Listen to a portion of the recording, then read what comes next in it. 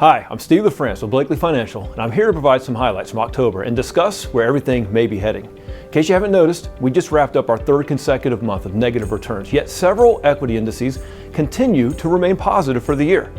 Pretty much everything is still in the black except small, medium companies, value-oriented companies, and emerging markets. Bonds also posted another month of negative returns and are now down low single digits for the year. But we'll come back to that in a moment. A significant factor behind the recent market stress has been the 10-year Treasury yield rising above 5% for the first time since 2007. Why? We're in a cycle now where good news for the economy is bad news for the markets and vice versa.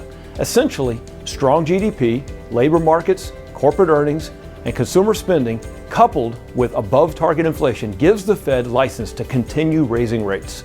Therefore, the markets are looking for signals that may cause the Fed to hold rates steady or possibly reduce them, and that's exactly what happened this week when Jay Powell announced the rate would remain unchanged. And since that announcement, the markets have responded with a small bounce. Some analysts now believe the Fed is done with rate hikes and may soon begin cutting rates. Think anyone can actually predict the rate's direction? Good luck. I recently found this chart illustrating the fallacy of market predictions and why it's important to ignore the short-term noise. So what caused the Fed to hold this time? We can never isolate any single metric, but they remain steadfast towards making data-centric decisions, which currently includes small declines in jobs, wages, and unemployment, which all remain healthy, but are now showing signs of cooling off. The US dollar is also at an 11-month high, disincentivizing demand for US exports. That's bad news for business, but good news for the markets. Now, how do higher rates affect stocks and bonds anyway? Let's start with bonds.